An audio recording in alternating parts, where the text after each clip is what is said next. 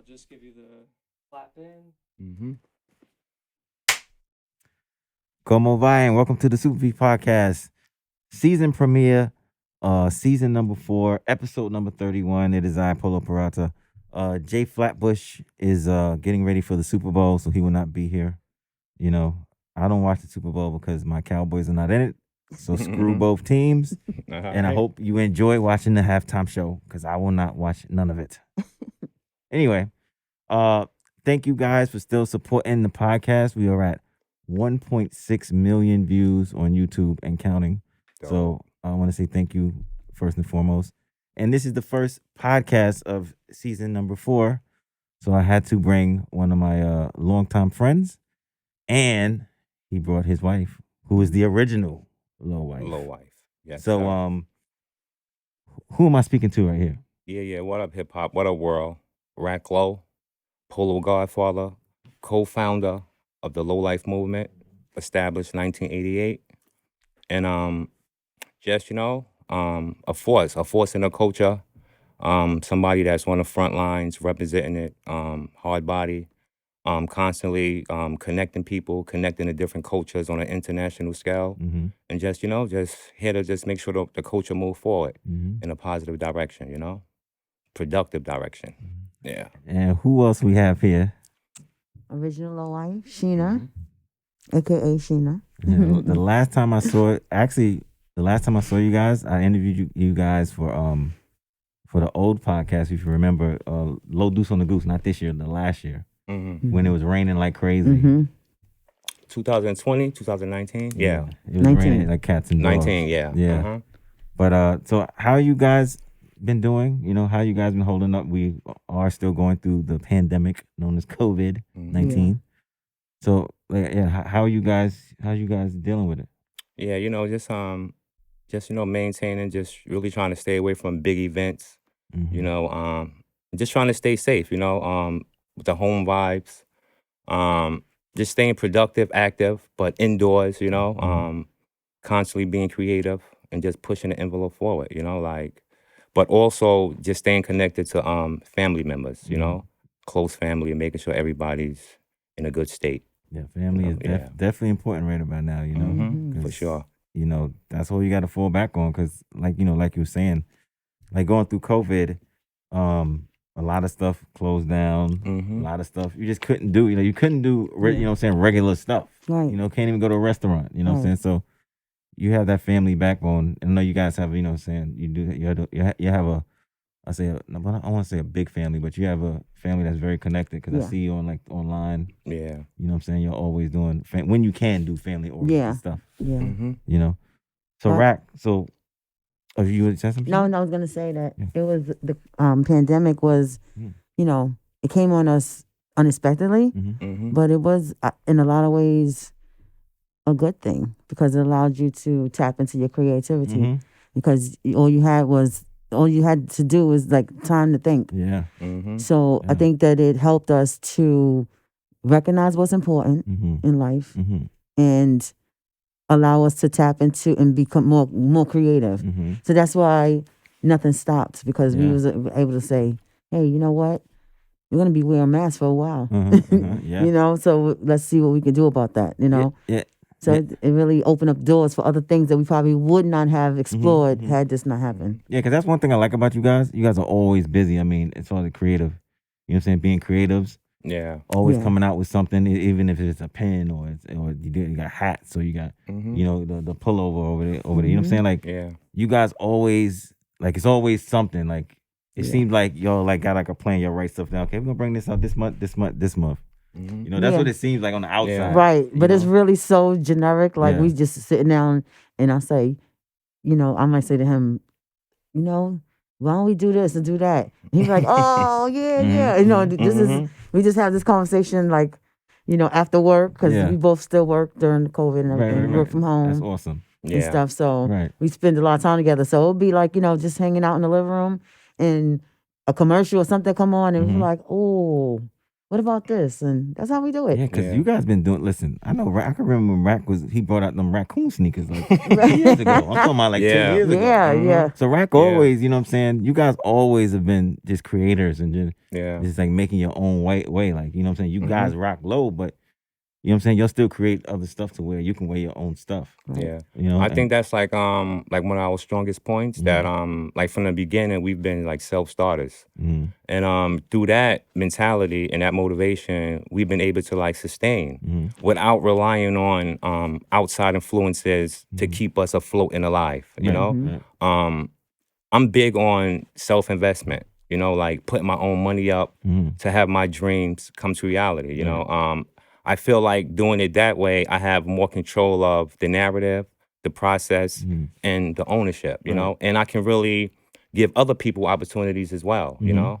But at the same time, control the storyline. Yeah, because that's important. You know what I'm saying? You need to control your own narrative, not have someone else control it for you. You know what I'm saying? Definitely. People always out there want to be like, oh, he's doing this, but I did that to get him. Right. And you know, sometimes people do it from the wrong. Yeah. When it happens like that, it's not really successful because it comes from the wrong place. When you're trying to emulate, you know, and from a negative standpoint. Right. Because everybody could be a part of the process. A lot of people choose not to because they don't see the value. Right. You know what I mean? So when you have a vision and you see the value in it before it even gets off the ground, you know, so the level of motivation is different. You know what I mean? So like somebody has said the other day, when they see Rack, they see that he's the leader of something. Right. You can see it. It's not a, you know, they see the specialness. They see that zest for, you know, make sure things are going in the right way. You know, not many people can see it, but some people can just walk up and see that. Right. Yeah. So, you know, so that's why, you know, we keep everything fresh. And, you know, like I said, we just sit down and think about things and talk about it and make it happen. Okay. It's fun like that. I mean, well, y'all, trust me, y'all doing it. Yeah, so whether people see us like in the public, believe one thing, we're always working. Yes, I agree. Yeah. We're always working. Trust me, I know. Yeah. So Rack and Sheena, so talk about your journeys from the beginning to where you're at now. Like, wow. Like, how did it take? Like, what it took to get you guys to this point right now? Love. I mean, anybody can start. You know what I'm saying? Yeah. Well, let me just say that we first met in 1989. You know, like in the height of the low life movement, like 1 year after it really kicked off. You know, and like the way we met, it was ill because we met because a riot had erupted at one of the youth programs that her grandmother had. She was like the executive director of, you know, this youth program that was located in Crown Heights. A riot erupted. I was one of the students, you know, that was in the program. And so happened, her grandmother decided to invite her down to be like a motivational speaker to get the youth back on track and, you know, refocus, to get the energy going towards, you know, accomplishing our goals. And she, you know, she was a speaker. You know, she came up there and the energy that we had for each other, we just locked eyes, you know, and the vibes was there, you know, we was feeling each other. And, you know, we exchanged information and it actually started in 1989. Wow. And yeah, we've been together ever since, you know. I think I like to say we're like we're the face of true love and loyalty when it comes to like the culture, but just like in general when it comes to the world, you know. I think we don't see too much of that, you know, a couple that's able to come together as teenagers. She was 16 and I was 15. Come together, build something, maintain something, you know, create a family, grow together, develop together, travel together, impact the world together as far as what we're doing with the culture. But even in our personal lives, you know, outside of the culture, we're into like social work and human services. So naturally, we're just like people, you know, we enjoy like interacting and working with people, you know. So we're just a team, man, you know, a strong team, and we really value that, you know, and we try to be an example of love, you know, for other people and just being a unit and a union that's unbreakable. Yeah, so we try to maintain that. You know, because it's so cool to see that you guys like. It looks like you guys you may not be into the same things. You know what I'm saying, but you guys are into the same thing. Like, Yeah. you know what I'm saying, like. Yeah, well, I'm into him, right? So Right. I'm down for him. Whatever he want to do, Right. I'm with it, and I support him. You know, and I like, you know, from day one, like you said, when we met, we had a connection. You know, and we moved forward from there. But I've always been a support of him. Right. And so if this is something I want to see his dreams manifest, because I see that, you know, he's very passionate about it. And you know, and the type of passion he has is so rare. You know, you don't really see too many people with because the behind the scenes things.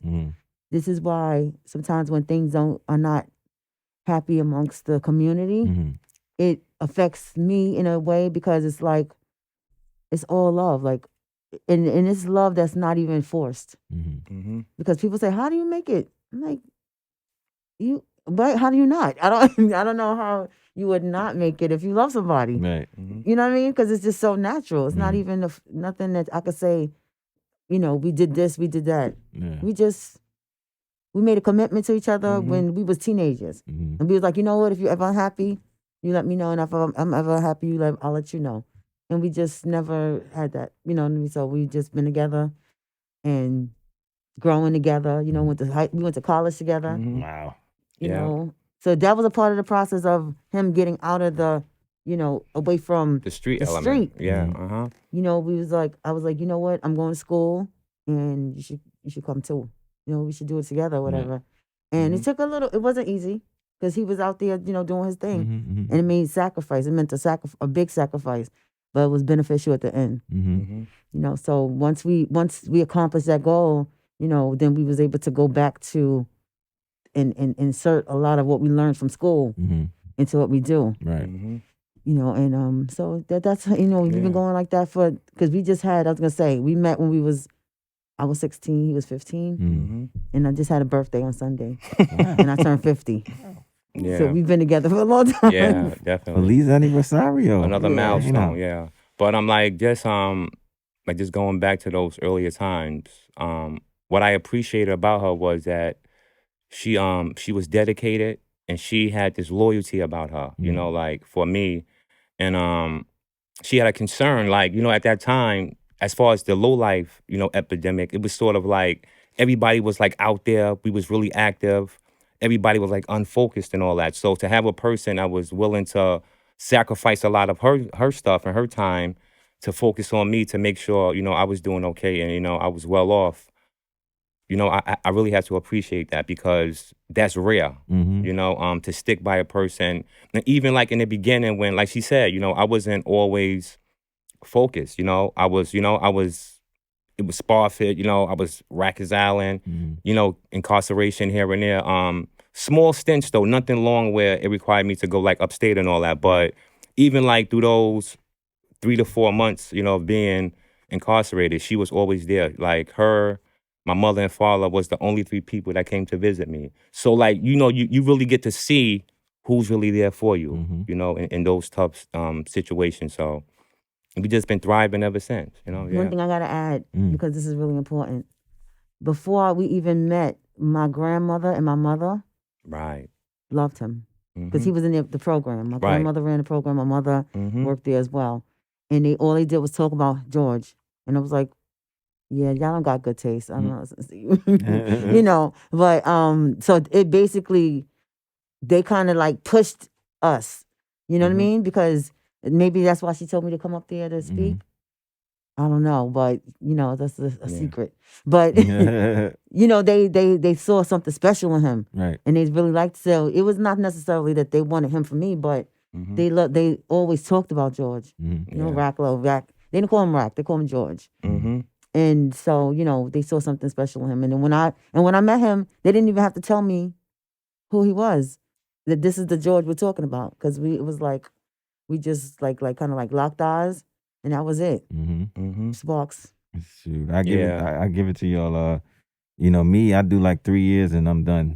I mean, I don't know why. It's like 3, 4 years. I was gonna say, why? I mean, I don't know. I mean, I don't know if it's me or if it's the women. I just don't know. Maybe I just don't pick them like I should be picking them, or or maybe I'm just crazy. I don't know. No, maybe No. you know, I don't know. Maybe you got together for just because you know you wanted to try something. I don't know. Yeah, it's But I weird. always wonder, and I'm gonna ask you. This is the question. Yeah. I always wonder, like, if you really love somebody, you know, I don't know how it can not like work. Yeah. I don't know. I just think, like you said, like you see how you guys kind of like you guys knew exactly what you wanted to do. I think some people sometimes we get into things and we don't know what exactly we got to do. We know that we want them or want to do something with them, but not really do something with them. You know what I'm saying? Right. Well, we didn't know that neither when we first met. know? It wasn't like we was like, oh, we getting married. No, Yeah. but It took time, but to make sure we was compatible, you know, that yeah, we we had enjoy our similar times and we things. was young and that you know we used to fight and all and argue and all that stuff. Mm-hmm. But it's just that we realized that like it's so much better to just talk about it and it just saves you so much headache, so much less headache, you know, arguing and fighting. So it's just something that we try. We get mad at each other, of course, but what we did when we was younger is not the same. You know, Right, how we move right. now, Right. and that's just from being young. But you know, I mean, when you find the one, it won't because this is no effort. This right here, this relationship there's no effort to it. It's just there. Effortless. It's just, Effortless. yes, effortless, and You that's know when what you know. That's when you know. You know, because I look yeah. at it and I'm like, I mean, I'm not making anything happen. I'm not doing anything extra. I'm just being me. He's just being him. And it's just the love, but it definitely has to come from both. It can't be one sided. Yep. Yeah. Because then you don't give your all. Yeah, so there's like two elements. It's a lot of sacrificing and compromising. Like those are two elements that are really, really active and like visual in you can really actually see it in a relationship. Those are two things that really go hand in hand. And then, you know, just believing in each other and just wanting to be together, having that pure love, you know? Yeah, so it can work out, you know, and just making sure, you know, y'all both are striving for the same things in life and, you know, just wanting to be happy, you know, constant happiness and elevation. And it can work out. I hear you. So Yeah. we're gonna go to another topic because they're making me look bad on the relationship. You know what I'm saying? They killing me over here.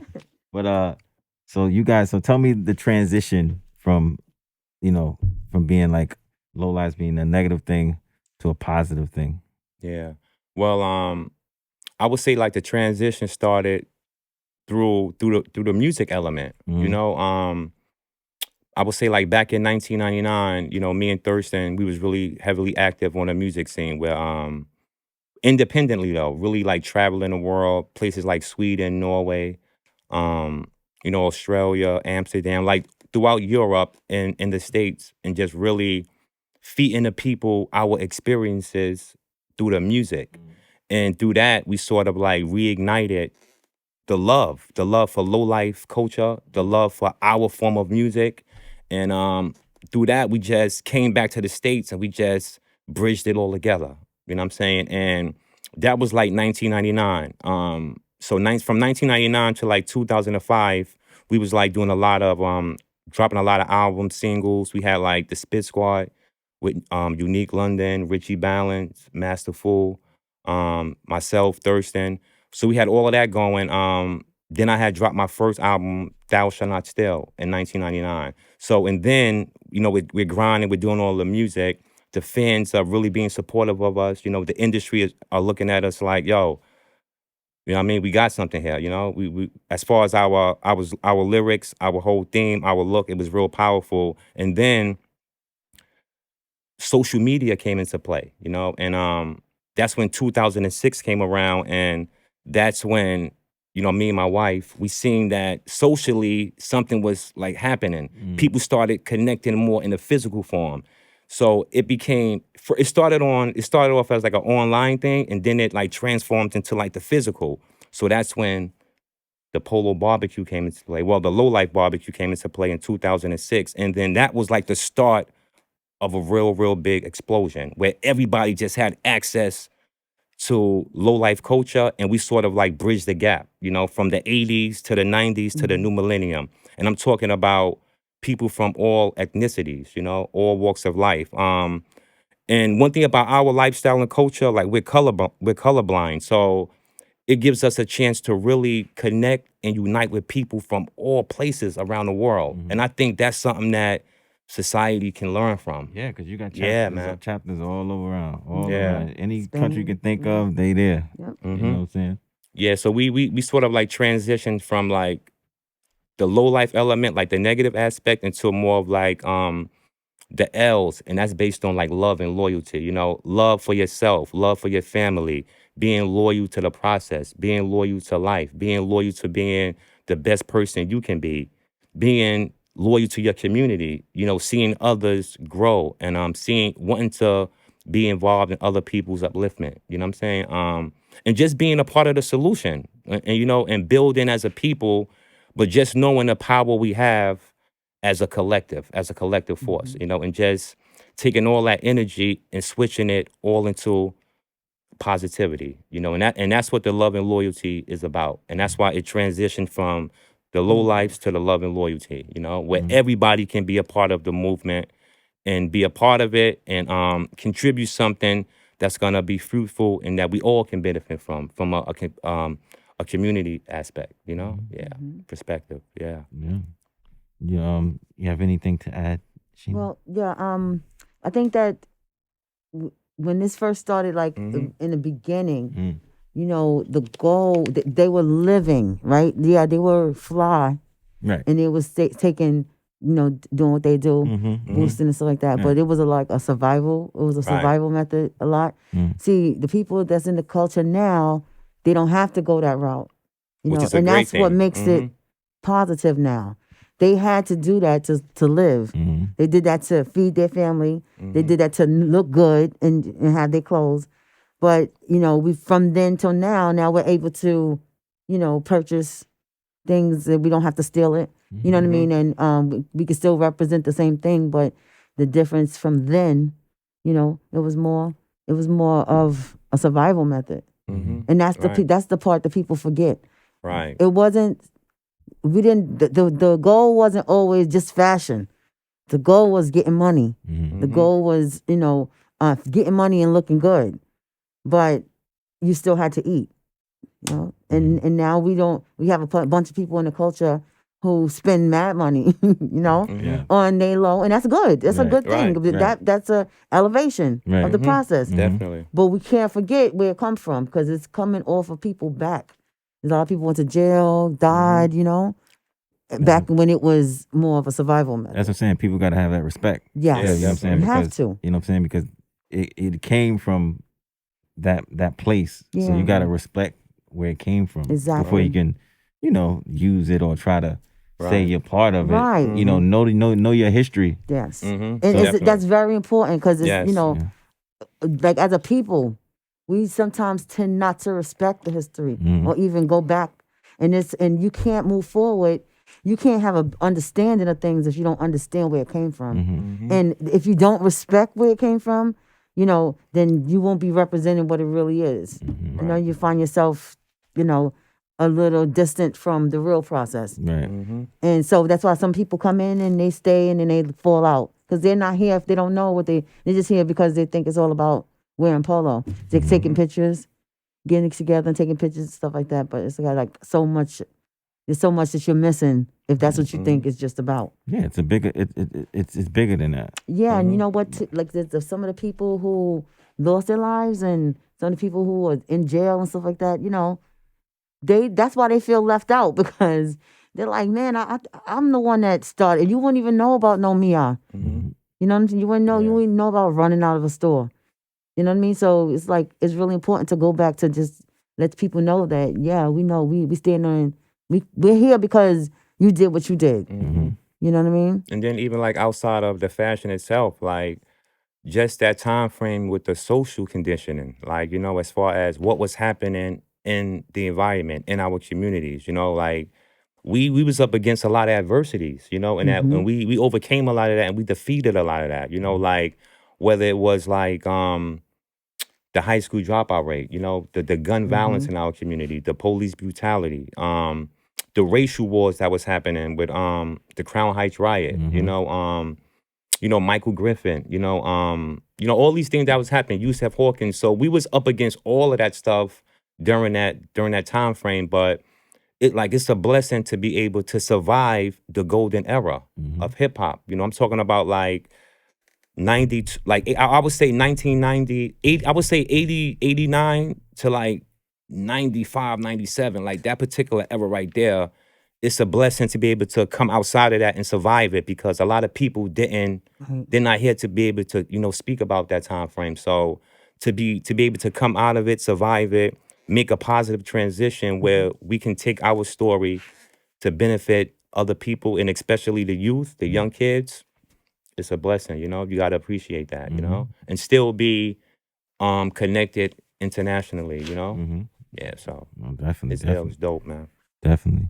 I know you guys said you guys do community work and stuff like that. Yeah. What are some of the things you guys work on together, like as far as for the community and stuff like that? Well, I mean, like just like just outside of the fashion and low life culture, like on a daily basis, I'm a career counselor, in real life. So I connect people to employment, vocational opportunities, support services, and mainly housing, getting people places to live and all that. And I do that on a regular basis. I work with various populations, the youth from ages 15 to 21. I work with veterans, and I work with young adults, So just making sure people get vital services, support services that will help them sustain and just, be able to go further in life, and have the stuff that they need for themselves as well as their families, Culturally, a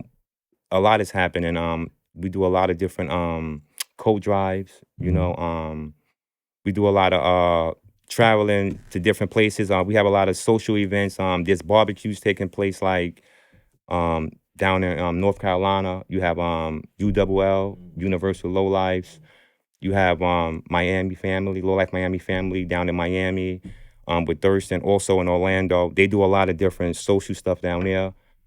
So just, we're just doing a lot of different things for the communities and just trying to bring awareness to different topics and stuff like that. You know what I mean? Yeah, overall.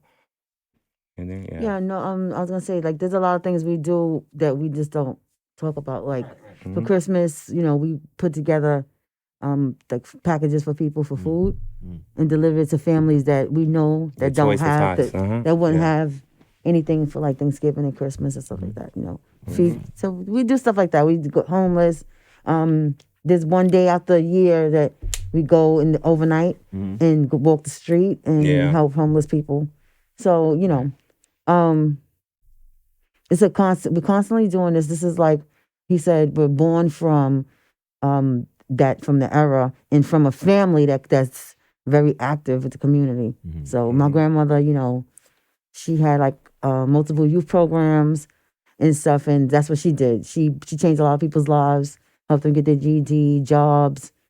So we basically carry on that legacy, and a lot of people don't know that about us because it's not something that we really advertise. But we do this off, on a daily basis.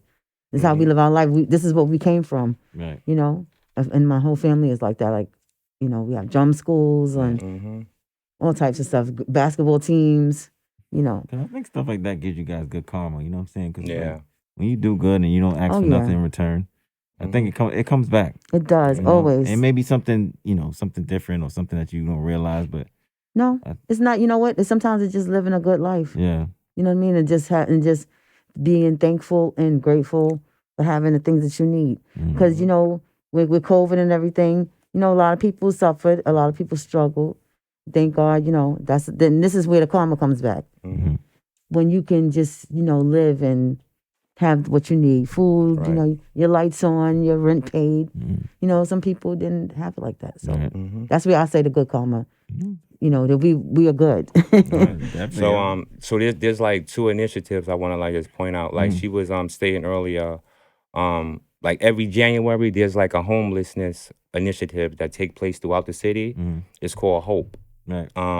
It's like all the city agencies come together and they're on this initiative, whereas we canvass the communities and pretty much try to target homeless individuals that we see that are actually on the streets, riding the trains, and we connect with them, interact with them, pretty much offer them support services and a connection to come into the facility to get hands-on services. So that's one of the initiatives. Another great one is I have a linkage with Cornell University Cooperative Extension Program, and they come into the community and they provide nutrition, eat healthy workshops. So it's like it's a series of workshops for 8 weeks, and they come into the community and they pretty much provide nutritional information about how to read labels, the sugar intake, controlling diabetes Yeah, and that's stuff like important. that. yeah, all of that stuff. The importance of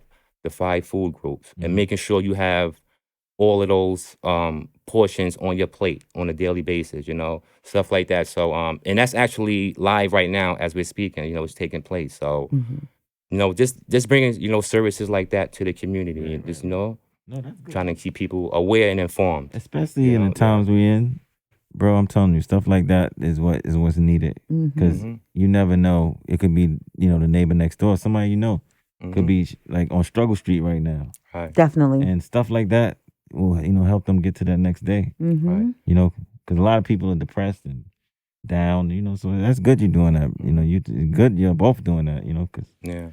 So also like one of the big things they can look forward to, just as far as like the community work what we're doing, we're about to kick off this thing called Alphas, affiliated low-life philanthropists, heroes, altruists, and Samaritans. So that's pretty much like the low-life community service leg of what we're doing in the culture. And it's a way to pretty much connect everybody on an international level. So if you go on there, people could check it out. It's alphas.com, ALLPHAS.com. And it's a wealth of information up there regarding like just support services for the formerly incarcerated, for the youth, for the young adults. So it's a whole lot of information on housing and educational services. It's also a hub up there where people from around the world can actually connect and communicate with each other on the hub and in the chat room, So when y'all get a chance, check that out. And there's going to be a lot happening on that site as far as what we're doing socially, and our contributions. Oh, nice. So they can check that out. Yeah. Nice. So definitely you got the information. We're gonna go right ahead. Keep on going. Yep. So let's talk about it. You got the trophy there. Low goose on the deuce. Yeah. The creation. Where did that come from? I'm curious about this one too. I want to hear about this because it's an event I never tried to. What's the thing when they have the outfits? Oh, best dress? I always want to do that. Oh, What? yeah. And then it's like, Yeah, the I never, competition. what I'm saying? But then it's like, they be going crazy, bro. Yeah, Yeah, man. well, they layers definitely, and layers. they come out there. People are not playing when they Yeah, come out layers there. and layers. Yeah. So talk about that. How did this come to existence? Yeah, well, Low Goose on the Deuce is sort of like, it's a continuation of what we created in the 1980s.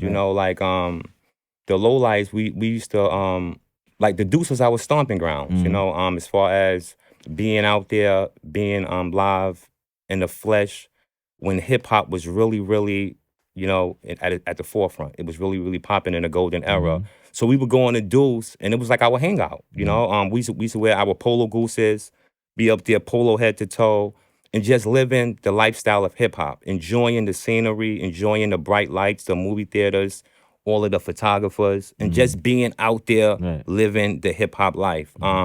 So in 2010, I just wanted to reignite that and bring it back to the new millennium. And just let all the new low heads and all the new people that's under love and loyalty, they can sort of now experience and get and get some of that history as well. Be a part of that whole Low Goose experience and what it represented back in the 80s. The Low Goose on the Deuce now, it's all about positive vibes. Like I said, bringing people together for a common cause. Though we all have love for the fashion, but I think the greatest thing, and this is what like I really want to stress the most. Like I enjoy the fashion and all of that, but I'm really big on and I'm impressed with my ability to be able to bring people together. with any violence. You know, all of my events and all of our you know, everything that we're doing is violence free. Is violence free. People come together, they enjoy themselves, they travel from different places. They get here safe, they get home safe. So that's a great thing. And to keep that going for, you know, more than a decade, you know, I really think that's a great accomplishment. And I think that's the true power and the true asset in what we're doing. The ability to bring people together and keep people united. Right. You know? Because case in point, you say that. I remember the year before last, the guy who won was from Japan or something like that. He came from Japan. Definitely, So I was saying, and like you said, it's like a worldwide. Everybody comes to this one event. Right. And it's like, even coming to Little Goose, it becomes like people's goals. You know, it's something that they have to do. Like even a guy from Japan, Urban Rider, like prior to him coming to Little Goose the year before, I had went to Japan and I performed. You know, I did the polo battle in Japan. Shout out to Taka. Taka brought me out to Japan, and I did the polo battle with all the Japanese polo heads, you know, and all of those people became lowlifes after the polo battle, you know, initiated them, they got the L, so that's an official lowlife set in Japan. You know what I mean? Did the polo battle, and he actually lost in that polo battle, and he said, "Yo, Rack, I'm coming to Little Goose. I'm coming to America next year to win that trophy." And sure enough, he traveled to America, and he came. He was victorious, man. It was crazy. He had the trophy. He was going on the plane, like, I got this. Right? He had a whole thing in Japan, though, right? The way he celebrated it was crazy.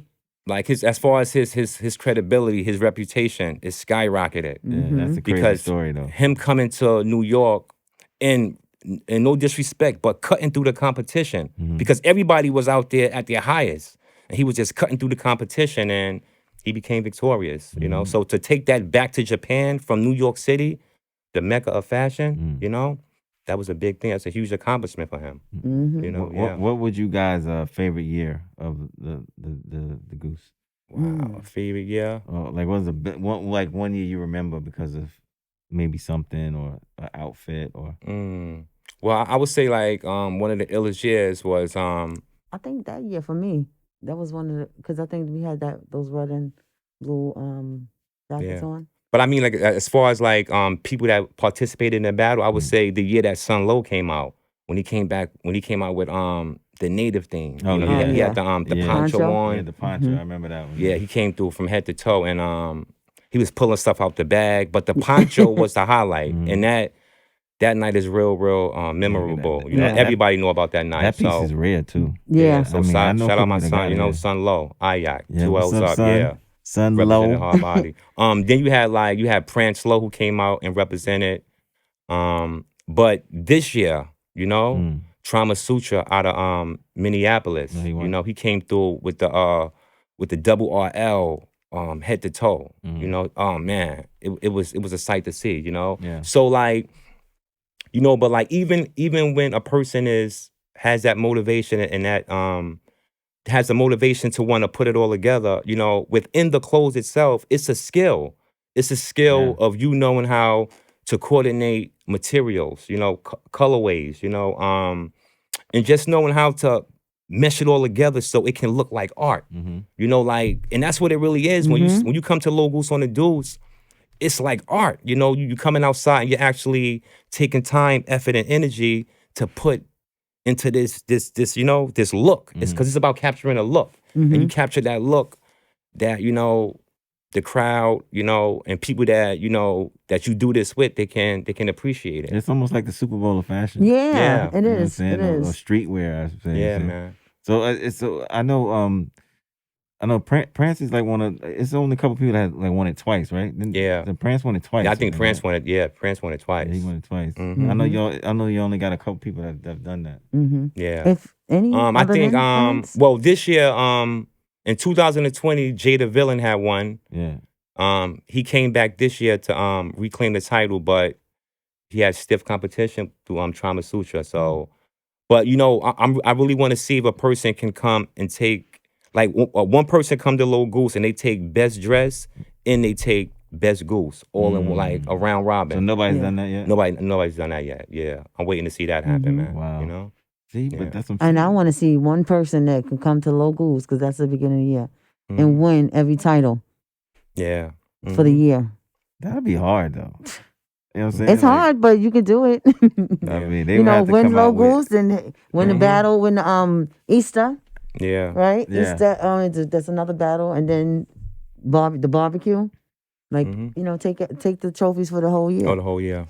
But shout out to everybody that ever attended Low Goose on the Deuce, from the kids to all the females to all the guys.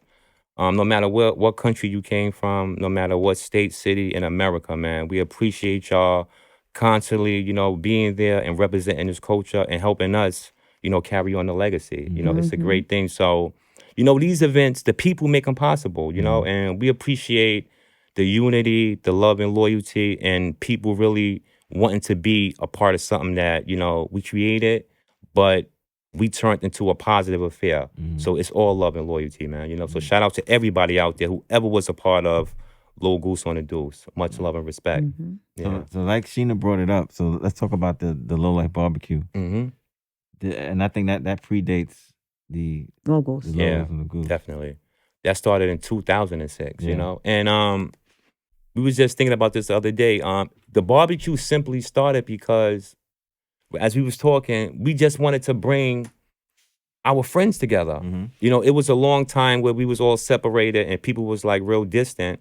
And we was like, yo, let's create an event where we can sort of like create like a family reunion on an annual basis. Because we wanted to meet people. Right. Everybody was having children. And, we was like, we need to have something that we do every year where we could come together, bring our friends together, meet their kids, meet their grandkids, just make it an event that we could just love on our family and, and see everybody. And we did the first year, we did it. 2006. Yeah. It was, we reached out to whoever we could, and, they brought their children, and we had a good time. And it just, from there, just kind of like every year took off. But it was because of word of mouth. Because people, there's like that, low lives are having a barbecue. And then it turned into something that's beyond what we could ever dream of, which is, 400 people coming to the barbecue. Yeah, because I remember I went to the, I've been to a few of them, but the 2007 one is my favorite one. 2007. Yeah, that's the second one. Oh, you was there early on too, yeah. Oh, okay. You was out there early on, yeah. It's the second one. I for some reason it just Number 2. Wait, so that was because remember there was one Oh, we that's had when it legendary. rained. Was that Yeah. year 1 or what year was that? Well, Year 2. That wasn't year 2. 2. I mean, it rained a lot at the barbecues. Yeah, it rained a lot. It didn't rain on this 2007. I mean, I don't remember it raining. Right. No, if it didn't rain, then that's probably because I think that initially the barbecues was like, just a couple of people, right? And then it just Friends, like and then it just started to constantly grow. Yeah, it turned until it's like big. I don't even know what to call it. It just it grew. It definitely grew. It grew legs, like great legs, feet, hair. Cause shout out Malik Lowe. I was with Malik in 2007. Okay, chilling and stuff. Yeah. And I mean, it was just so cool, man. Like, you know what I'm saying? Like, I always remember it being like, yo, that's like the coolest barbecue ever. You know? Yeah, definitely. But so yeah, it's like it's another event that sort of like bridges people together. Keep people united. But these events, they became staples in the culture. Right. Like these are events that people look forward to. Look forward to. So it's like if you're saying you're a part of like low life culture. You have you have to be at the barbecue and Low Goose on the Deuce. You have to have those experiences. It's like saying if you was like a hip hopper, like back in the days, you had to be at Union Square and Land Quarters. You had to be there in the flesh. You had to feel that. You had to smell the atmosphere. You had to touch other people. You had to really be there. So that's what those events represent. Yeah. So yeah. So you got that. So. Let's talk about your music, bro. You got a large catalog of music. Yeah, man. So what year did you start making music? Well, my first CD I released was 1999. Mm-hmm. But the journey of music started before I became like a solo artist, racklo. Mm-hmm. I was in a group called Murder Inc. with My a brother, Scooby, my Oh. brother-in-law Scooby, and we had like we inked a production deal with DJ Twins, who was Redman's DJs. They used to tour with Redman, was a Right. part of everything he was doing. So we was messing with them like in a I would say like early 90s, and then that sort of like faded out. And that's when I became like a solo artist, and that's when I sort of like connected with like Thurston and them. Like in 1997, we like connected on a music tip, and that's when we started the Spit Squad, and that's when we started going on tour and all that. And I just been releasing albums ever since, man, and just trying to stay on the road actively when I can to showcase the music, and give people, a different side of me, a different side of Racklow. But just always doing music, like it's a part of the brand now, Like I don't do music like to try to make money. I do it because I enjoy it. It's a part of my brand, and it's just who I am, I like giving people fresh, creative, perspective coming from me, every so often, musically, yeah. What's your last release? Or the last release is a CD called Rackman. So I sort of like incorporated the Pac-Man theme into Rackman, sort of flipped it. So I'm sort of like Rackman, I'm racking up, and the ghosts are sort of like the store detectives, and they're chasing me. So all the sound effects, that whole theme of Pac-Man, I just flipped it into Rackman. So that's out now, and they could get that online, at the Racklo store. Okay. Definitely, yeah. Racklo Bandcamp, Nice. they could get that out. And then before that one, I released the Low Life American Classic soundtrack, which was a soundtrack to the book Low Life American Classic. So it's like the audio version of the book, which is it's crazy, man. It's definitely a lot of bangers on there. It's just like I'm taking you down memory lane. It's just like a journey, a journey from the 80s up until now. So you pretty much get the full effect of what it is to be a low life living in Brooklyn, New York, and escaping the madness of the 90s, yeah. Overcoming all that. Nice. Yeah, man. Yep. So you have something here that says, and you both can talk about this, low life versus love and loyalty. Yeah. So what does that sentence mean to you guys? So that's sort of like that's like sort of looking at us when we first started out, all of the like I said, all of the adversities, all of the things that were up against us, and things that forced us to create the type of acts that we engaged in. Being able to overcome that, transitioning into like the new millennium, and knowing that it was more things in society, it was more important things, more things that we had to focus on, and just wanting to impact people in a positive note, and like I said earlier, just being a part of the solution and moving away from being a part of the problem. Like I said, we're core human service providers, so just naturally we're gonna progress in a way where it's gonna impact us and it's gonna impact people at large. So that's where the love and loyalty come in. Understanding your purpose for being here and using your platform to impact others, but at the same time, you're constantly growing, and you understanding, the power in you being a part of a large group of people and the impact you can have, whether it's socially, financially, economically, politically. If you really zoom in and focus on people, the amount of people, and the impact you can have, that's what's really important. And I think people need to really pay more attention to that, because we're only given a certain amount of time in the universe, and you just want to utilize your power for good, But understand that you can use your power individually, like we all do, but if you're blessed enough to be a part of a collective force like Low Life Movement, look at it as a positive thing and look at all the great things you can do when your time is invested in that. Outside of the fashion and polo, you know? Right. Create assets, create opportunities, create things that people can benefit from. You know, like I'm really big on creating stuff that people that's incarcerated from former years can come home and now they have productive things to connect with that will keep them motivated and free people, you know, here in society, being productive and using their stories, you know, to uplift others, you know, help them avoid the different pitfalls in life. Yeah. Okay. Oh, well, I mean, just to add to that, Yeah. you know, as you grow in life, you know, we all know low life. It has two meanings, right? Yes, it's the person that rocks low, but it's a negative connotation that comes with it. Yeah. And so, as when you're a teenager and you do teenage things, Right.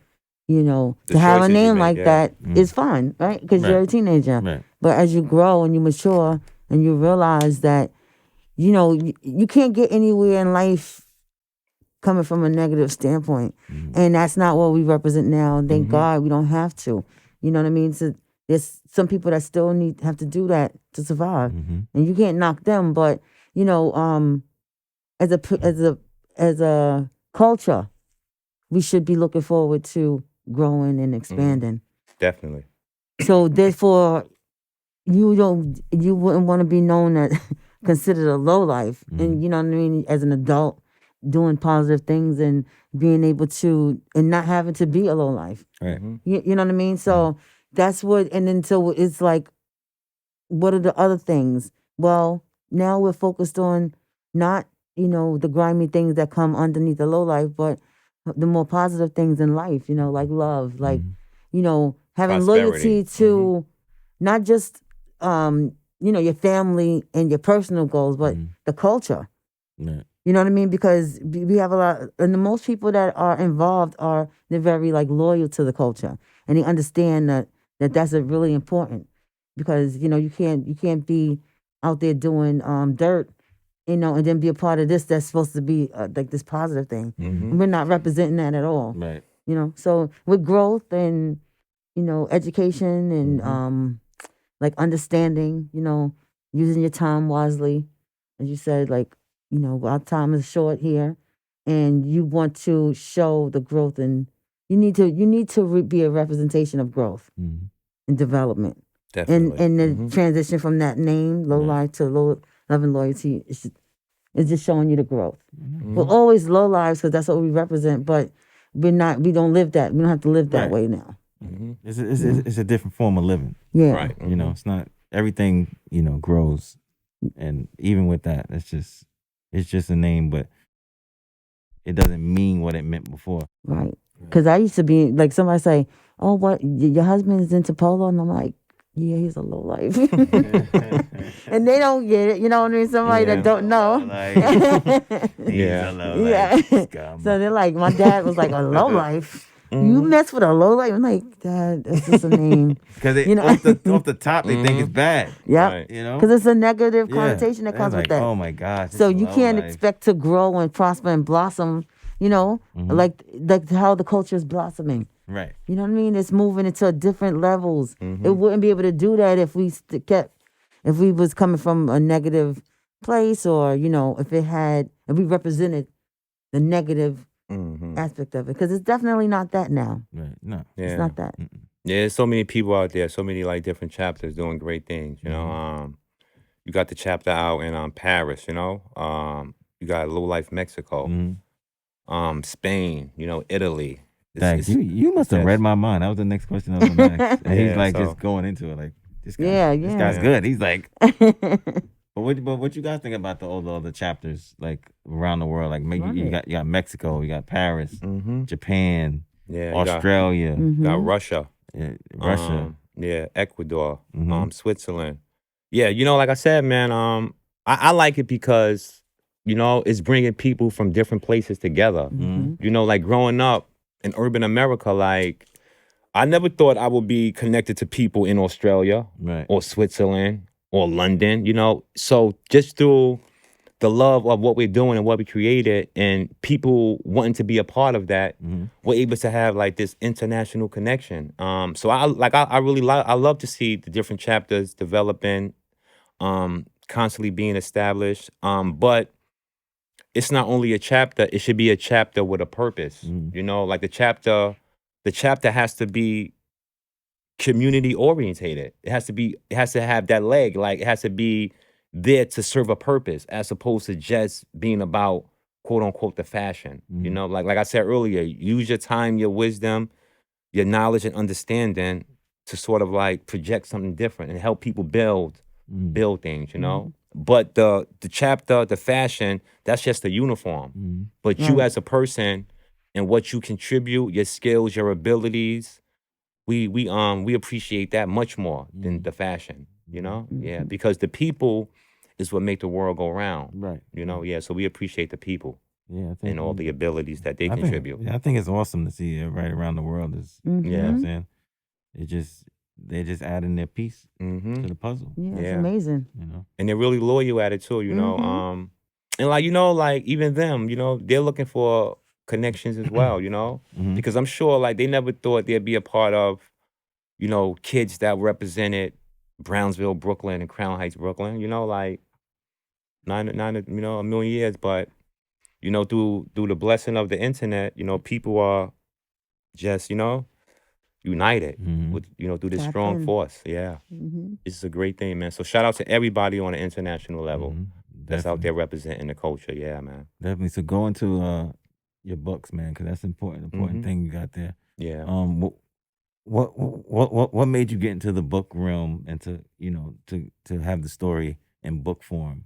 Yeah. Well, you know, like even like when we was doing the music, like in a, you know, the late year 90s, I would say that like me and Thurston, that was like one of our main agendas, you know, and one of our main goals. That's something that we talked about a lot, just constantly writing our books. But not just me and him, you know, that was something that all original lowlifes was aware of and supposedly had like been on a mission to do. So we was always like developing that, and we always had a love for writing. And just so happened we kept writing, you know. Every time, you know, like that's like I said earlier, you know, even if you don't see us in the flesh, believe me, we're working. We're constantly being productive, and so that's how these books, you know, came about. You know, and just wanting to, you know, give the world something, you know, some history, you know, that they can pretty much have, that they can call their own. And we put it all in the form of a book, you know, from the legendary photos on the Deuce to the mind-boggling stories, you know, just the ill stories about the lifestyle itself. Right. It's all documented in the book. And it's, you know, you have a lot of the legendary lowlifes that's also a part of the book. And then, you know, Thurston also put out a book, Bury Me with the Low One. And, you know, that's also like a strong representation of the low culture, low lives combined, you know, and what we represent, you know. And that book did extremely well because Ralph Lauren had put that book on the Polo app. Yeah, he brought Yeah, so shout out to Thurston, Ralph Lauren. The book was on the Polo app and it sold out in a matter of seconds when they posted it. So much love, man, for that. Yeah, so, you know. So yeah, you know, we out here, we just grinding, just constantly giving people stuff that they can enjoy, that they can enjoy about us, our lifestyle, and just something they can call their own, you know? So definitely look for more books, though, you know? That's what I'm saying, yeah. Because, I mean, I think, you know, I don't want to, like, let the cat out the bag, but I think you were working on something else. Yeah, yeah. I definitely have two more. Follow-up, I should say. Yeah. I have, this year, man, I have 2 more dropping, you know? I definitely got to get, 2 more. Yeah, because that one dropped, American Classic, that dropped in 2016. So, you know, this year I'm really going to give the people me and Shalina's story, you know. It's called A Low Life Love Story. So they're going to get a chance to really, really learn about our story, you know, from the beginning, how it transpired, how it developed, you know, all the trials and tribulations, all the obstacles that we overcame, and how we're able to be here to still be the face of love and loyalty, you know, for more than 30 years. And then after that, I'm going to drop the Racklo autobiography, where I'm going to give the people the full-fledged Racklo story. So it's going to be the history of you. Like the history of Racklo, yeah. Trials and tribulations. Yeah, definitely. So with those 2 releases, they're going to definitely get, you know, Wow. full impact. And these are all coming out this year? This year, yeah. Boy, Definitely. busy, man. Yeah, just trying to stay busy. Yeah, my boy out there Constantly writing, man. Got all these books and stuff. Constantly writing, you know? Jeez Louise. That's he's really good at that. He used to write for a couple of magazines and stuff. He's a good, he's been a really good writer. Doing a lot of journalist work, you know? Mm-hmm. Yeah, journalism. That's something Just like just staying active, yeah. Mm-hmm. He's a journalist too. Well, I mean, they gonna know after all this stuff come out. Yeah, like, wow, definitely, he was on something. Yeah, he put on something. That's dope, man. Like I think you forward in the culture. Like when you have these stories, because you know what I'm saying. You have an official original story, and you and both of you. Mm-hmm. Where it's like you guys started everything. You know what I'm saying, and then. You know, it comes to full circle. Mm-hmm. So people need that story. You know what I'm saying? Yeah. And it need to be told. You don't want nobody else to tell it. Yeah. So why don't you guys tell it? Mm-hmm. Right. You know? And I don't think nobody could tell it.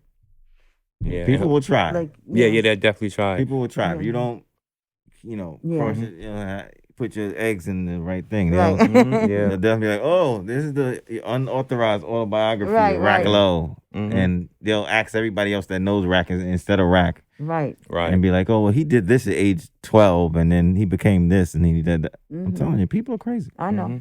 That's what I said. Control your own narrative. Yeah. You know what I'm saying? You guys got content for years. Mm-hmm. You know what I'm saying? And you gotta protect that. Definitely. There are people out there that just, they don't care. I know. They just want to use it for a profit. Mm-hmm. And then use him and use you and use your story and not give you anything for it. Right. Facts, yeah. It's crazy. But I give her a shout out, big huge shout out. Her grandmother, Miss Wilma Carthan, like she's like the very beginning. She's like the epitome of helping myself and many lowlifes sort of like escape a lot of the pitfalls, you know. She was like I said, she's like a community organizer. She was like an executive director of a youth agency that was comprised of various youth programs within it. And she assisted me with my change in life, but she also attempted to also service various other OG lowlifes as well. Some took heed, some didn't, you know. And yeah, so I just wanted to shout out her, and she's really a big part of my story, you know, and how I was able to like make that positive transition. So just had to give her some light. And also her mom, Miss Eloise Perez, you know? Mm-hmm.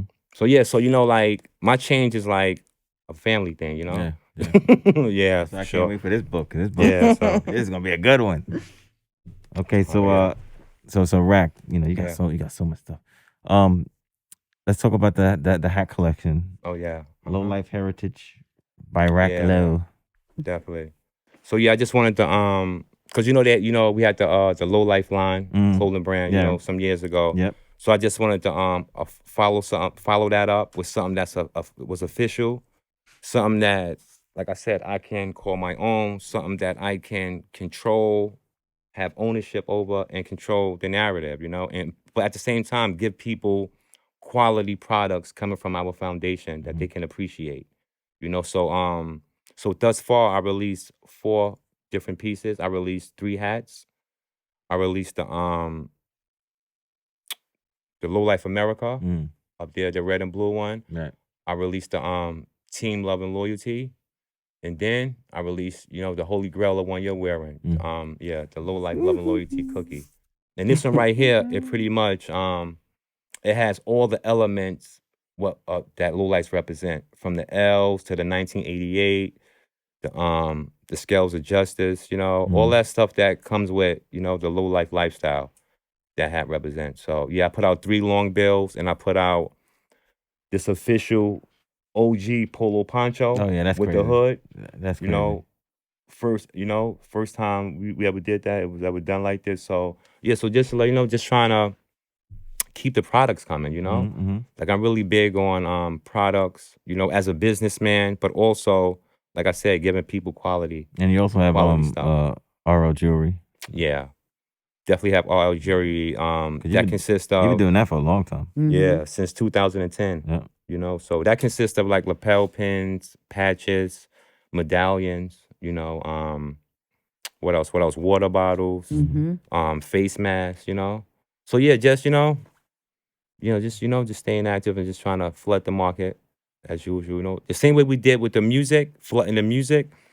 We flood the market with products now, on an international scale. Yeah, you guys, it's like a Yeah. weekly thing for you guys. But with consistency, saying? just Yeah. making sure we're consistent Uh-huh. and it's constantly happening. Yeah, because I always see even on your Instagram, like you repost, which is I think is dope. You repost like when people purchase something and they post it. Yeah. Mhm. But your stuff be like from around the world. Like Right. people may have things that they sell, whatever. But your stuff, like they be having pendants, they be all the way in West Bubblefuck. Yeah. Like and he be like, yo, from Australia, Kalamazoo. Thanks for what I'm like, Yeah. Jesus Christ. Like, It's crazy because I'm like, I said, are these people sending you the pictures? And he's like, yeah. Yeah. Like that's crazy right there. Yeah, but that really shows supporting, you. You know showing what I'm saying? Support, yep. That's support. Mm-hmm. You know, And that's real support. the wonderful thing about that is that and all these you can say that you're in all these places. Like if anybody is wearing the chain, a low life chain, all these countries just like that. Everybody's wearing a low life chain. They're all wearing a piece of racklo. Mm-hmm. Mm-hmm. You know what I mean? And it can you can. It's like like a what you call it, like a badge. Mm-hmm. A badge. It's a part of the uniform. Yeah. Mm-hmm. You know? Yeah, for sure. Yeah. So people love it, and they everywhere you go, you see people. You're like, they got a chain on. Mm-hmm. It's crazy. Yeah. So what's this thing you're talking about? Ralph Lauren acknowledging lowlifes. Oh yeah, What definitely, man. transpired. Mm-hmm.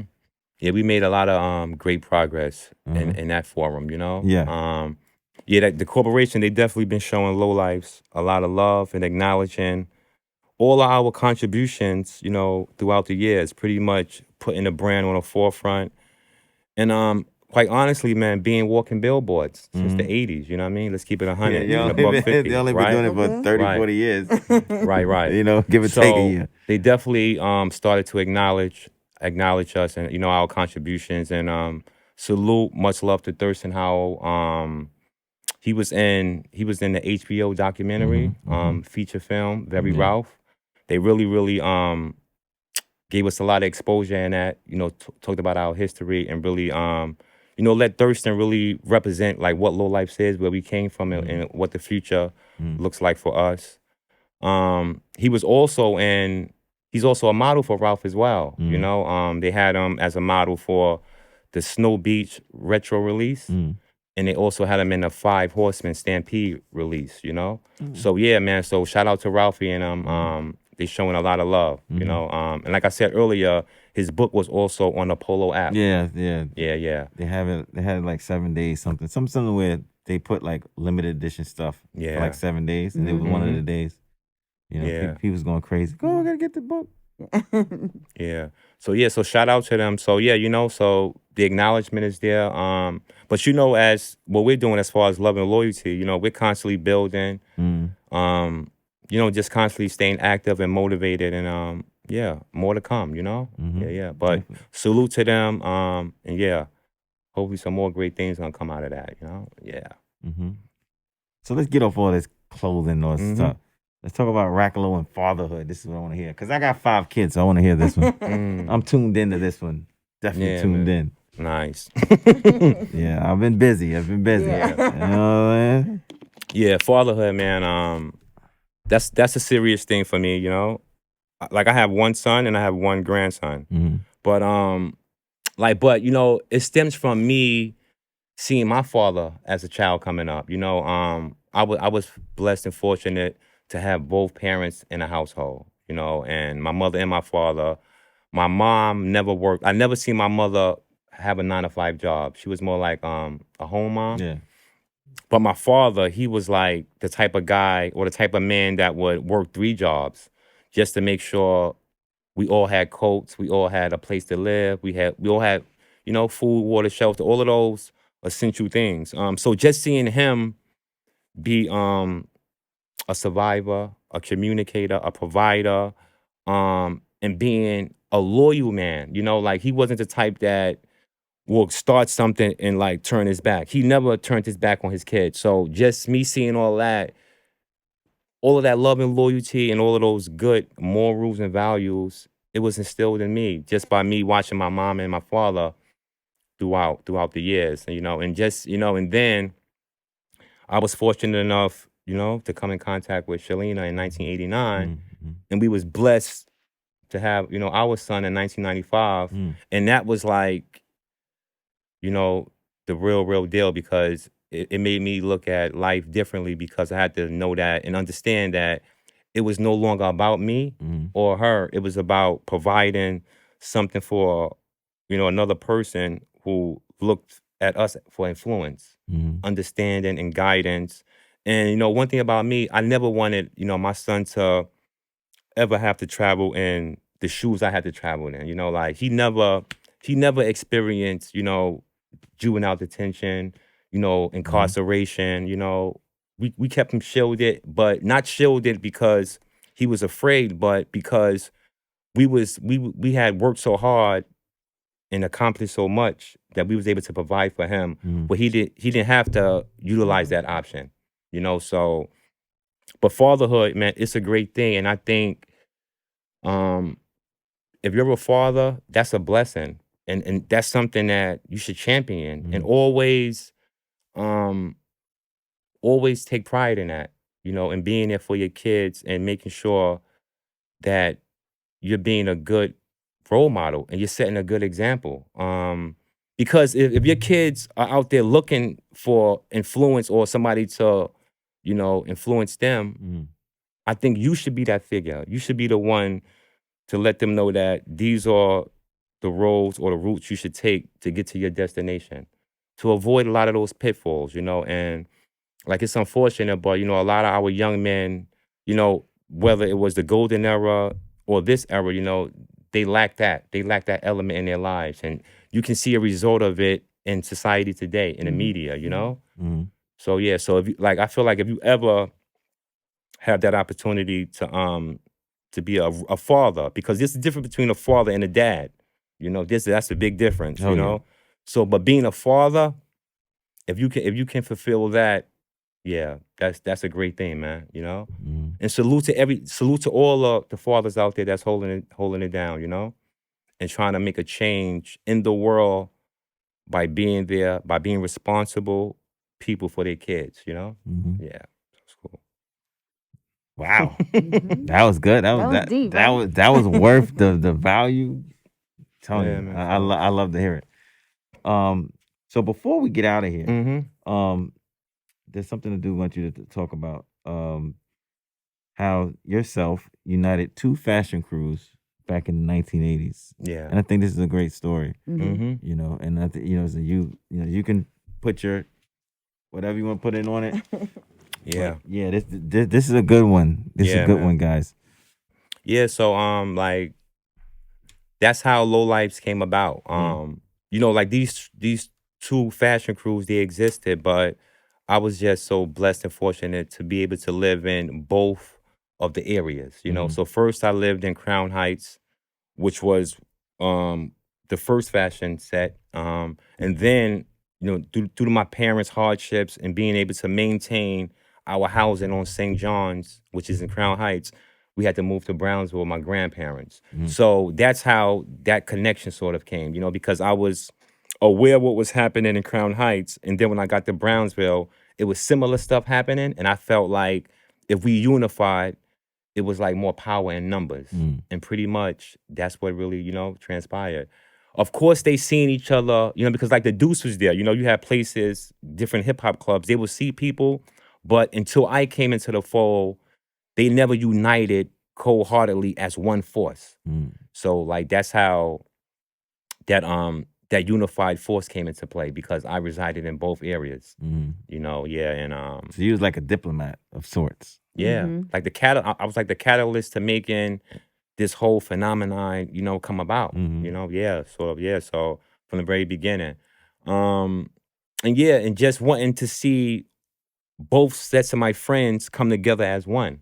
We had similar things. We liked fashion. We liked partying. We liked cutting school. We liked getting money. Getting girls and all of that. So being downtown, being active, being a part of that whole vibe. So just uniting each other and just being that force. Right. Yeah, we just took over, man. And So was it hard? Was it difficult? Did you have like some roadblocks, or was it just like everybody was like, okay, Rack, we're gonna go with this? Like, was it, Well, I mean, was it opposition? yeah, I mean, so like there was like probably like a generation before us, So when it comes to lowlifes, 1988, that's like more or less like the young guys, that young energy, Like you had like Ralphie's kids before that, but 1988, no, it was no difficulties in doing that because, like I said, we lived similar lifestyles and we was always aware. We knew about each other. We was knowledgeable about the different things each other did. So there was no real big drawbacks on that, The drawback was whether or not you wanted to be involved, Because if you look at some of the photos from the Deuce and all of that, you don't see a lot of the OGs in there. There's a lot of OGs online talking, but you don't see the actual faces in the photos, because that's what we did. We made it our business to go on missions in the daytime, but in the evening and at nights, you had to be on the Deuce. You had to be a part of, that lifestyle on the Deuce, being, live in the flesh. And some of us did, some of us didn't. Those that did became historical, became historical, man. And those are all of the faces you see in all of those photos. Yeah, because all them photos, it's usually the same people, like that same, like he's saying, like you saw who was outside. Right. Yeah, and definitely. Whoever was inside, I don't know. I don't know. And that's ill because those photos, like you said, it lets you see who was really outside. Yeah. You can't lie, Yeah, I mean, you can't. But words, 1,000 words. You can't lie, but the pictures show it all. Yeah. So, do you remember anything about that? The time that he was forming. Yeah, but see, because it wasn't like, I mean, it sounds like it was like that, but it wasn't like that. It was that he lived there, his friends was there. That was his friends. So he was just literally like connecting. Okay. Yeah, so he's like, yo, we going on a Mia, like he going on a Mia with like his St. John people, right? You know what I'm saying? AV and all of them, they all getting together. And he also had his Brownsville friends too, and he's like, yo, meet us on Utica. And they came, and that's it. So it wasn't really like like I had to, oh, you come over here and you come and you're gonna be one. Right. No, it was just friends, and Rack be like, oh, you know what, Ski, yo, we going on a Mia, son. 9 o'clock, be there, be square, we out. Right. And then Ski will come with everybody, you know what I'm saying, and meet St. John's, and then they all roll out and they go on a Mia. Right. That's it. And they, and then the friendships and relationships formed stronger. You know what I'm saying? That we all going for the same agenda. Now you see the power in numbers. Now you see the power in, you know what I'm saying, the strength in us coming together to do it. Right. And he still went on Mia's with Browns with Marcus Garvey. You know what I'm saying? He still went on Mia's with St. John's. And then they also came together. And they also would be together. So that But even from that standpoint, it's still like a matter of bringing people together. Yeah. For a common cause. So even from back then, connecting people, that was always even though people would think it was negative, but I think it's very opinionated because it could be, you can think it's negative, but like you was telling earlier, if you trying to eat and you don't have no other options, right? Then how's that negative? Right. You doing what you got to do to survive. You're doing what you got to do to survive, exactly. Some people may look at that and be like, oh no, they just stealing, like whatever. Yeah. As I said, it's all in the opinion of the person. Like, if you're not going through what I'm going through, you can't tell me that it was wrong. And and such is life, right? Because we all sit back and we judge each other. And we say, oh, they think they this, they doing that. Oh, Racklo, he's rich, he's this, he don't care about this, he don't care about that. Not knowing how much love, thought, and details go into every little step. You think we just sit there and just do this just to, for just to, so it can not prosper? Like, we want this to succeed. Right. And we are going into it. If you know us, you know it. We are goal oriented. So we're trying to accomplish things, and and like with everything else, you're gonna have people who don't see that because they don't live that. You know what I mean? And and it's an ignorance in a way, Because if you don't understand it, you don't understand what life is with, setting goals and doing things for a purpose, then you might not relate. Mm-hmm. You might not see the importance or the worth in what we do or what someone does.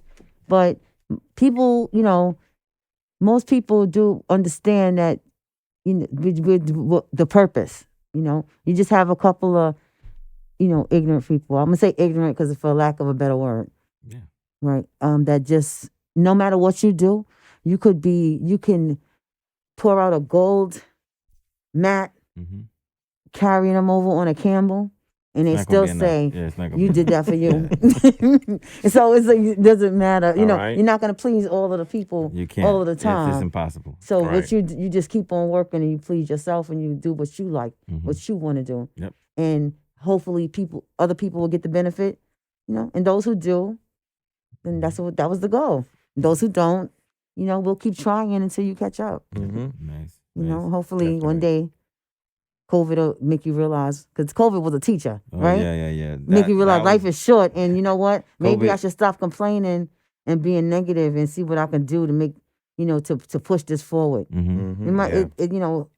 I think that, when people see like podcasts like this and, they get to understand us a little better. And then maybe, might be willing to be like, oh yeah, okay, maybe I'm being resistant.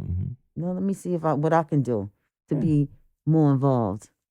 Because all it is, and is this, the crazy part is that, like, Rack is always open to people being involved. Yeah, they think that, he just want to do things for himself. People, it's just that the climate makes it like that you got to focus on yourself. Because if you have so many people that's not understanding where you're coming from, you got to do what you got to do. But this whole lifestyle and everything that we're doing is open for anyone. Anyone could be a part of the barbecue. Like, I want to do this, I want to do that. Communicate. Say that. You low goose. All you got to do is communicate, because we're not people that's like, no, this is ours, we're doing this. No, we want everybody to prosper. Because one thing I've learned is that at this point, nothing anyone can say can stop what's been created. Like, even the most negative person in the world, this is how solidified it's become. And it's not because, just because we keep pushing forward. But it doesn't matter what anybody does or says or whatever. They're always going to look for low goose and a deuce, and they're always going to look for a low light barbecue. Yep. And which is going to keep it, so that means that it's going to always keep going. Well, hopefully it stopped raining on the day y'all pick, because right on the Well, barbecue. we try. Well, now we have, always picking the day and it be pouring down, raining. We have modern technology. This was able to save us last year, right? We was able to go every fucking year. No, we was able to go a month That's before. crazy, man. And Right. track Every the weather, so we can make sure we had a good weekend, right? Last year we used that, and it wound up working to our benefit. Yeah, it worked out. Yeah, but there was times where we didn't know. I'm like, what did Rack do wrong? Every year, right? Why are they punishing us? Right. Why is it raining like every? No, I said God's saying, let me see your loyalty, because we gonna come out and we gonna be cooking in the rain and all that. Where's everybody else? So yeah, well now like I said, modern technology has made it so we can track the weather 2 months in advance. Nice. And hopefully, we okay, can Rack, you got a 2 month head start. Huh? You said you got a 2 month head start. Yeah, we start. Right. No, we start doing that now. Okay. Like, we need a weekend where there's no rain. Gotcha. Because one year that's the year Ralph McDaniels came out. Pouring, man. It was pouring. When I say pouring, it was a rain. It was like the biggest rainstorm ever. It'd be like for this one day, and the next day it was sunny and hot. Yeah, and it'd be sunny and hot, humid. Get the hell out! This is crazy. And then we had times when it's been like really hot, like a heat wave. Remember that time when it was a heat wave? You couldn't, like, the air was so stiff you couldn't turn your head. Just like, and then with the grills and everything, bunning. Yeah. We had some time, but all those things add to what's so generic about the event, because it's not anything that you can't pinpoint weather. You know what I mean? You can't stop. Yeah, even though time. Even though you can see it, it could say it's a sunny day and all of a sudden it start raining. Right. So some things. There has been times when we've been in the park and for a minute there's like a big thunderstorm, like, and it'll happen for 15-20 minutes, and now we're all muddy. but it'll go away. You know what I mean? You can't stop stuff like that. Yeah. In the summer, so I think that's what makes it, really good though. It's part of the adventure. Yeah. That's how I always say. It's part of the adventure. It's always got to be interesting. Right. Yeah.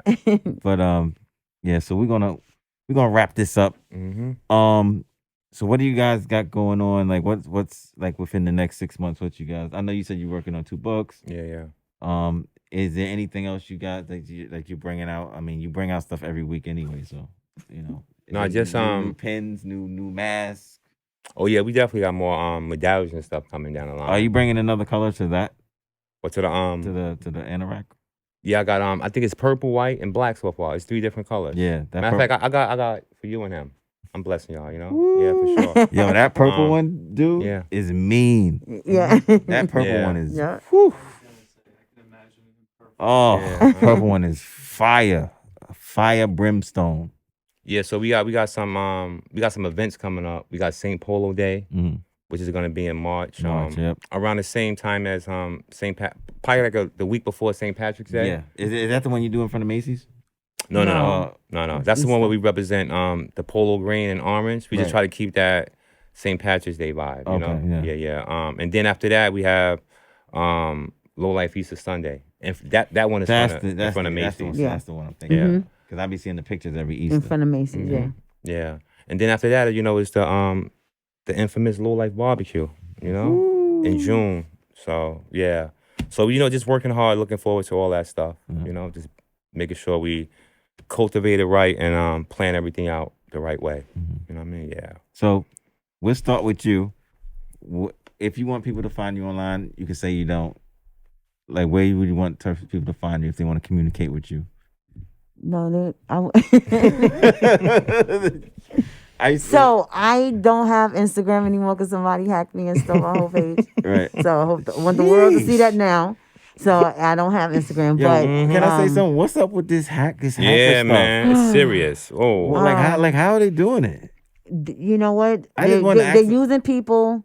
So somebody that I knew since I was a child.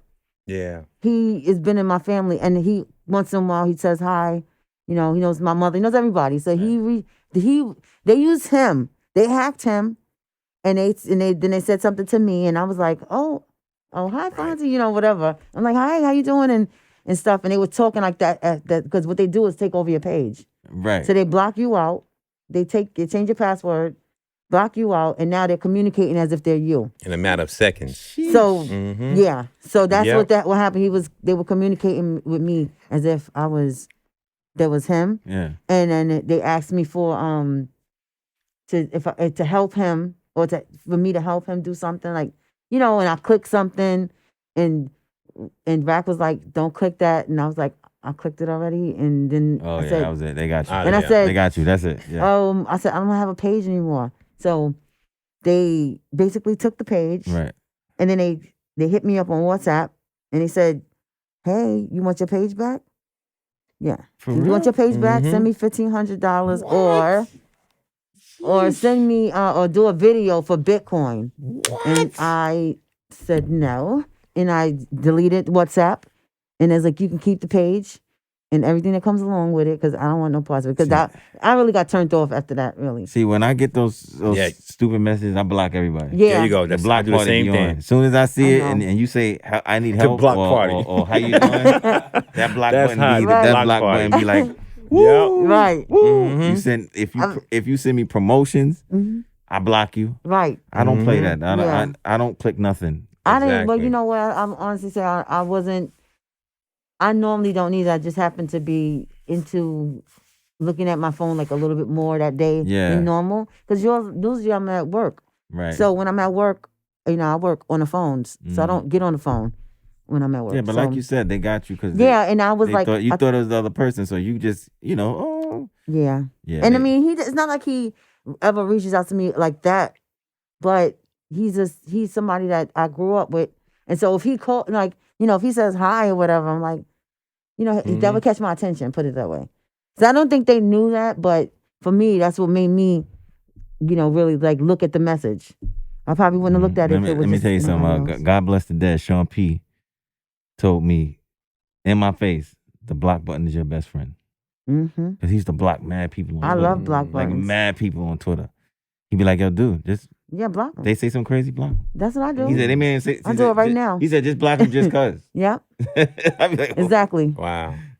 It's true though, because sometimes you know what, people give you man. that energy. You don't need the energy, you know. And I just, like I said, I got caught up at that moment, and I did say to him, "Oh, look who hit me." He was like, "Well, why? What is he saying?" I was like, "Oh," he said, "Nah, don't hit that button." I just was like, I had already said, boop, and they took it all, so I don't have Instagram. Basically, I say all that to say that. Wow. But I do have Facebook. So Original Lowlife. All right. One, on Facebook. So Rack. Yeah. Where can they find you? Yeah. So on Instagram, racklo. YouTube, same thing, racklo. Twitter, racklo. The websites. If you want the Low Life hats, the Low Life Heritage collection, the book, the medallions, the pins, they can hit up rljewelry.net. That's rljewelry.net. Also check out the Alpha site. That's the new Low Life website dealing with the community services and all that we're all promoting right now. So check that out. Become a member. Check out the chat and peep all the resources. Peep the resource center on the site. That's alphas.com. ALLPHAS.com. And just as far as Thurston, to get all his stuff, check out thurstonhowler3rd.com. And then shout out to my peoples down in Raleigh, North Carolina, Big Bull, ULL, universallowlifes.com. Yeah, they got some dope stuff out too. Yeah. They got a lot of dope apparel, you know. Definitely t-shirts, hoodies, hats, and all that stuff. I saw the t-shirt that came out was pretty. It was like a lot of bright colors, but it was dope. Yeah. So he definitely, like just another chapter, in North Carolina, just, bridging everybody together, gelling everything together to stay unified, you know? Yeah. So, shout out to everybody. Shout out to everybody out in Mexico, you know what I mean? Italy. Shout out to my peoples, the apartment store out in Tokyo, Japan, Taka. Yeah, man. Everybody out in Switzerland, London, all over the world, man. 2 L's up, salute. Love and loyalty. And you can find me on Instagram, Polo Parata, the Super P Podcast, on YouTube. We're on almost every podcast provider. You can find us on Patreon. If you sign up for the Patreon, you can get this episode as soon as I get it from my man over here. But so sign up to Patreon. Thank you guys for coming. It was awesome. I've been trying to get Rack on here for months. And I'm not ashamed to say it because I knew, because he actually did the first episode of my old podcast. Right. Yeah. And this one was very, more in depth. And I think people got to know you guys. And, you guys are always welcome to come back on. If you got something new you want to bring to the table, just let me know. And, just thankful that you guys actually came. Much love to you, bro. Hey, thank you. It's a pleasure and it's an honor being here. And, thanks for having us, man. Thank you, guys. Salute. So I will see you guys later for episode number 2 in season 4. Like, I'm just forgetting everything. Ciao. Super Podcast. We out.